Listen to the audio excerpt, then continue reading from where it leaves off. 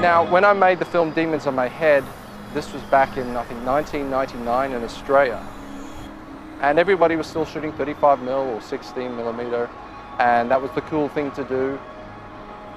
I took the film down to the Screen Producers Association in Sydney, and I started showing the film around, because I was, as far as I knew, I'd done the world's first digital film, which was kind of frowned upon. And I thought it was a cool idea, but everyone else said, oh, you should be shooting 35mm, blah, blah, blah. In fact, I got a lot of shit from a lot of people in Sydney because I did not shoot on 35mm or 16mm. I was considered a hack and an amateur, and probably not very serious. So that was all nice. You know, I was getting a lot of criticism from a lot of people because I chose not to shoot 35mm. I mean, apart from the fact that I couldn't afford it, was probably one good reason. But then George Lucas and Rick McCallum turned up at the Screen Producers Association meeting, and they were saying, oh look, where's Neil Johnson? We heard he did a digital film. And so they basically tracked me down and wanted to talk to me about the film. It was kind of cool because here's a guy I'd idolized my entire life, and they were basically asking me you know, questions about how I did it digitally, what I did to sort of make it more look like film, and it was very cool, and it was kind of proving to me that I was on the right track for once in my life. You know, I kind of trusted my instincts and thought, oh, maybe I should do a digital film, not knowing that anyone else would even really cared about these things.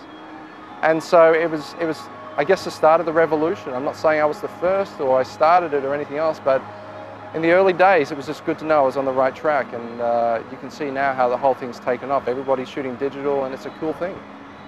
It's cool to know that, you know, you were on the right path to start with. I guess maybe I'm maybe a couple of steps further than most people because I've been through the hardships of it and found the limitations of it as well. I can see why people want to shoot 35mm. I still consider that a great format, and once digital gets up into that level of 35mm of getting the same texture, it's going to be a truly amazing format, and I'm looking forward to the future.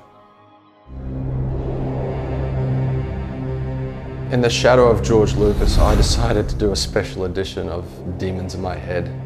So there was Demons in My Head, the special edition. Now this was an interesting thing to do because, okay, I took the original film, which didn't have many effects, and I decided just before September 11 happened, I was actually in New York, and decided I would do a music video for a band called Gamma Ray, who are a German band. And so I did this music video with them throwing bombs at the World Trade Center, and you know, you see the World Trade Center on fire, you see the eclipse behind the World Trade Center. I was obsessed with it, and I think the week before I actually did a photo montage of the World Trade Center, and I got these amazing photos. And I was chatting to a friend of mine, I said, you know, one day they're gonna have to bring this down. I mean, how are they gonna do that? These things are so huge. And I've got these great photos. Then I did this music video, and I was obsessed with it in my head. I just couldn't get the World Trade Center stuff out of my head for some reason. And then a week later, the World Trade Center thing happens. The planes crash and they've come down and everyone's freaking out, of course. And of course, I'm sitting there and thinking, this is ridiculous. You know, I pictured this stuff happening in my head only a couple of weeks before this. And now I've got this music video. It's been sent out to the TV stations, and it's going to be played, and it's got footage of the World Trade Center on fire. And it was due to be played the very same day this happened. So I had to like pull in all my resources and take the music video back in, and we had to recut the music video, and instead of doing it in New York, we put the band in outer space and changed it quite dramatically and built this city in outer space and stuff. I was able to take these outer space 3D cities and then use them in Demons in My Head. So that's where the special edition of Demons in My Head came from. It was kind of you know, stealing a bit from here and there to make it happen. So yeah, so then there was the ultimate edition of the film. And that was released on DVD by Brain Damage. I mean, it was a very quick release, but you know, kind of had a more improved special effects.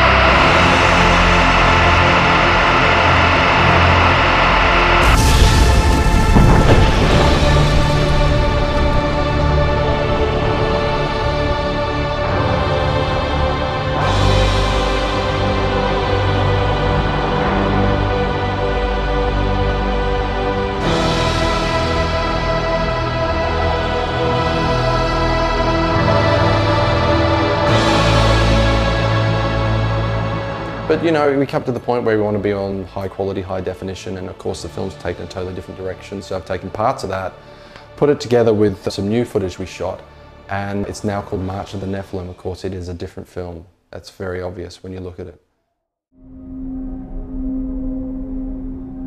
Originally in Demons in My Head, the Nephilim came from the planet Nephilim. But I decided, you know, my favorite planet is Mars, and I decided, okay, well, let's make the Nephilim come from Mars. Mars has been a planet I've loved since like War of the Worlds, obviously. It's a really interesting planet, and it's one of our most accessible planets because we have so many great images from that planet. It's interesting that as the Viking orbiters went over Mars, you know, photographing the surface, they actually picked up the image of a face. Of course, you know, this could be a trick of light and shadow, as people said. However, then you have these pyramids surrounding the face, and these amazingly geometric pyramids, 5-sided pyramids, you know, 4-sided pyramids, huge fields of pyramids all around the face.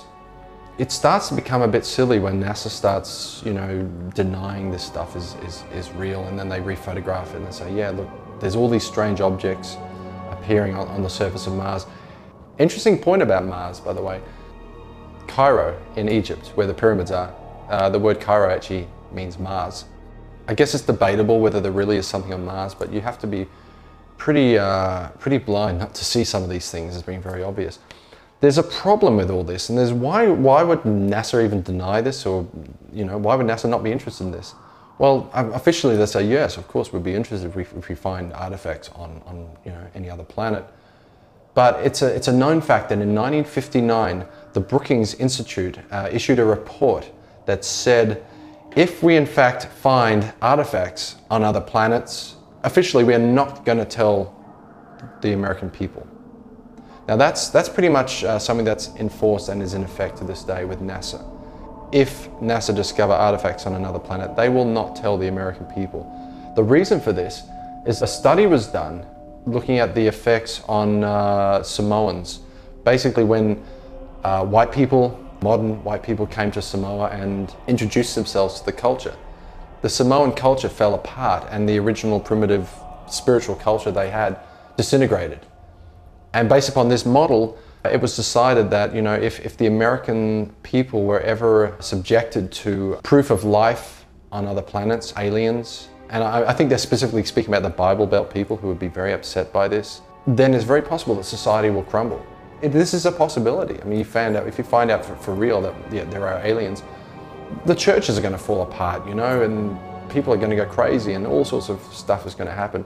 So there is the fear that, you know, modern culture will be eradicated, you know. And of course, in 1959, this sort of stuff was really a big problem. I think in modern day times, we have, thanks to people like Spielberg, we have a lot more knowledge about aliens, and we are probably much more accepting of the notion of discovering life on other planets. I mean, okay, they discovered a meteorite and said may include, you know, some sort of bacteria that came from Mars. So, you know, when the announcement that life was discovered on Mars, which, you know, may or may not be true, people didn't care. People said, oh, this is nice. So I think modern society has evolved to a point where, yes, we can be accepting of, you know, discovering life on other planets. But what if we discover that we were genetically manipulated by aliens or whatever? What if we discover that, you know, we were not created by God in the Garden of Eden, and we were a slave race, and we're really just refuse, genetic refuse, left on the planet after some futuristic alien culture has raped this planet? I think that's really going to impact on society in a heavy way. So maybe films like this are going to be good to opening people's minds up into the possibility of the future of humanity. We have to look at these ideas and concepts. We have to look them in the eye and say, okay, is this a reality? Is this a possibility?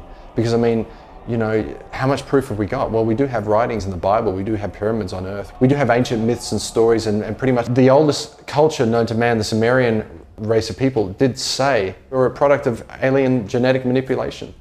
So, okay, we're going to accept the Bible because it's 2,000 years old, but what if we've got something that's 5,000 years old that says something, you know, agrees with this, but then goes on a little bit further and says, okay, we were pretty much bred by aliens to be slaves?